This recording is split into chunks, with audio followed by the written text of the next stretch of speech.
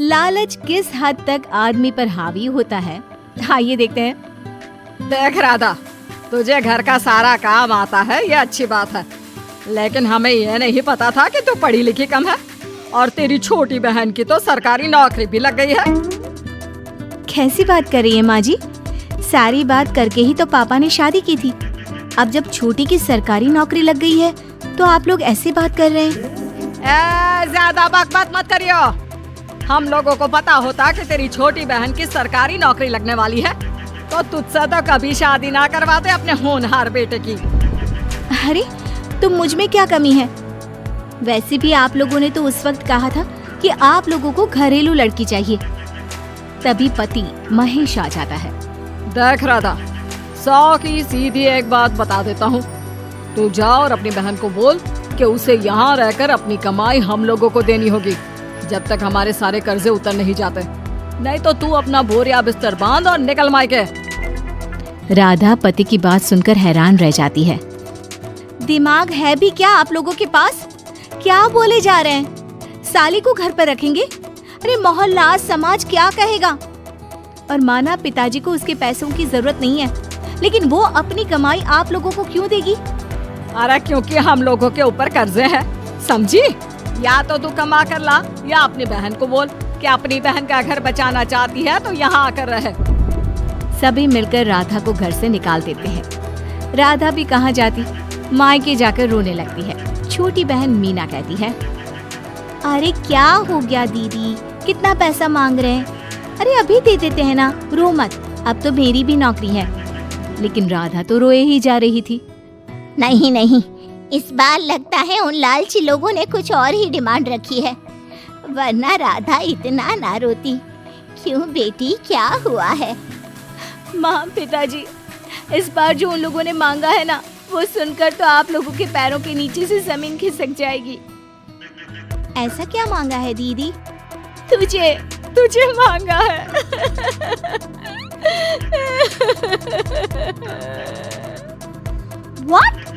What nonsense? दीदी क्या बोल रही हो, समझ रही हो? हाँ, मेरी सास ये बोलकर भेजी है कि या तो मीना अपनी सारी कमाई उन लोगों को तब तक दे जब तक उन लोगों के कर्जे खत्म नहीं हो जाते, या फिर मैं मायके में जाकर रहूं यहाँ। क्या मजाक बना रखा है? ऐसा होता है क्या कहीं? अरे शादी की है, कोई आलू टमाटर थोड़ी है कि अदला बदली कर लो। छोटी बहन शांत होती है। माँ पिता बड़ी को समझा रहे होते हैं और वो रोए ही जा रही थी। तभी छोटी बोलती है, पापा मैं दीदी के साथ जाऊंगी। क्या पागल है क्या? अरे दुनिया क्या बोलेगी? माँ वो लोग सिर्फ मेरे पैसे चाहते हैं ना। अरे वो तो वो लोग यहाँ से भी ले सकते थे छोटी, फिर वहाँ क्यों बुला रहे हैं तुझे? माँ वो कह रहे थे कि हमें पता होता कि छोटी की सरकारी नौकरी लग जाएगी तो उसी से करवा देते उनके होनहार बेटे की शादी। हाँ, और मैं जैसे उस लपड़गंजू से शादी कर लेती। लपड़गंजू? अगर वो लपड़गंजू है तो मेरी शादी क्यों करवाती? मैं नहीं जाने वाली वापस। अरे क्योंकि तू बेवकूफ है, तुझे जवाब देना नहीं आता। चल मेरे साथ। उन लोगों को लगता है ना साली पूरी घरवाली, तो अब देखे साली का जलवा। और शादीशुदा बेटी को पिता भी कितना घर बिठाते। उसके ससुराल जाते हैं दोनों बेटियों के साथ। आइए आइए, ले आए अपनी कमाओ बेटी, ये अच्छा किया। समझदार आदमी की पहचान यही तो होती है। मुझसे बात करिए ना, मैं रहने आ रही हूँ इस घर में, तो मेरी कुछ शर्तें रहेंगी। अरे वाह जी वाह, बहन के ससुराल में भी शर्तें? अरे और क्या, आप लोगों को मेरे पैसे चाहिए, दीदी घर का काम करेगी, इतना सब मिल रहा है। वैसे आप तो जानती है, बाजार में बिना शर्तों के तो एक पॉलिसी भी नहीं मिलती है। बात तो ये सही बोल रही है, सरकारी नौकरी वाली लड़कियां ऐसा नहीं मिलती। हाँ हाँ ठीक है। अच्छा बोलो छोटी बहू, क्या शर्तें हैं तुम्हारी? मैं कोई काम नहीं करूंगी। कैसी बात कर रही हो छोटी बहू, तुम नौकरी करोगी? अरे लाखों कमाओगी कि घर का काम करोगी? घर के कामों के लिए है ना ये बड़ी। दूसरी शर्त, मुझसे कोई बदतमीजी से या ऊंची आवाज में बात नहीं करेगा। अरे कैसी बात कर रही हो तुम तो ख्वाबों की रानी हो। शट अप जीजा जी, साली से मजाक करना अलग बात है, लेकिन याद रहे साली बहन होती है बीवी की, और बीवी की बहन यानी आपकी बहन। माँ ये क्या बोल रही है? बहन। अरे ना बेटा, मैं हूँ ना, बात करती हूँ ना, रो मत बच्चा, रो मत। खैर, पिता दोनों बेटियों को छोड़कर चले जाते हैं। अगली सुबह, अरे सरला, जल्दी से मेरा और तुम्हारी बहन का खाना पैक कर दो, हम लोग ऑफिस के लिए निकल रहे हैं।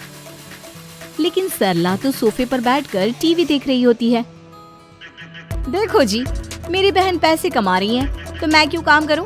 याद है ना मम्मी जी क्या बोलती थी कि मेरा बेटा पैसा कमा रहा है, तब सारा काम मैं करती थी। अब मेरी बहन कमा रही है तो मैं भी काम नहीं करूंगी। हाँ। अरे साली साहिबा, चलिए ना, मैं आपको दफ्तर छोड़ देता हूँ। क्या रेपुटेशन बनेगी हमारी। हाँ हाँ जीजा जी चलिए, आज आपकी ये इच्छा भी पूरी कर देते हैं।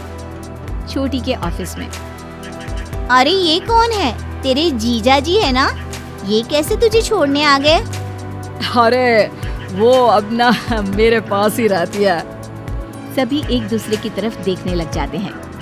हाँ वो क्या है ना, दीदी तो पता है घरेलू महिला है, जीजा जी के कर्जे ज्यादा हैं और पढ़े लिखे इतने हैं नहीं कि कुछ अच्छी कमाई कर पाए, तो मेरी कमाई रखते हैं।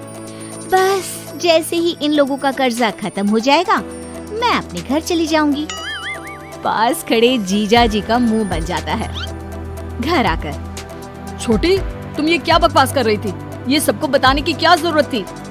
अरे जीजा जी, आप खुलेआम सबको ये कहे कि साली आजकल मेरे साथ रहती है तो लोग क्या सोचेंगे, आप जानते हैं ना। अरे उससे कुछ मत बोलना बेटा, चल मेरे साथ, मुझे ना बाजार का डोसा खिलाती हूँ। चल चल चल। हाँ दीदी तैयार हो जाओ, डोसा खिला रही हैं आंटी जी।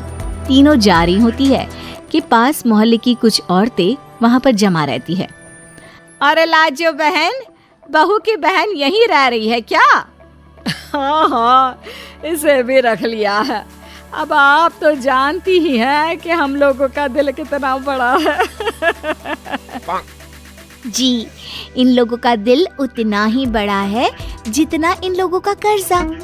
अब बेचारी बुढ़िया का बेटा लायक तो है नहीं और बहू की बहन की सरकारी नौकरी, तो ले आए घर अपने। इनका कर्जा अब मेरी कमाई से ही तो खत्म होगा ना। सबके सामने सास की भी बेइज्जती हो जाती है। घर आकर सास और बेटा दोनों छोटी पर बरस पड़ते हैं। बस, मैंने कहा था मुझ पर कोई नहीं चिल्लाएगा, मैं जा रही हूँ अब। अरे लेकिन, अरे जाने देना माँ, मुझे एक बात समझ में आ गई है, अगर हमें खुद पर विश्वास हो तो अपनी समस्याओं को हम खुद सुलझा सकते हैं, फिर हमें किसी की जरूरत नहीं है।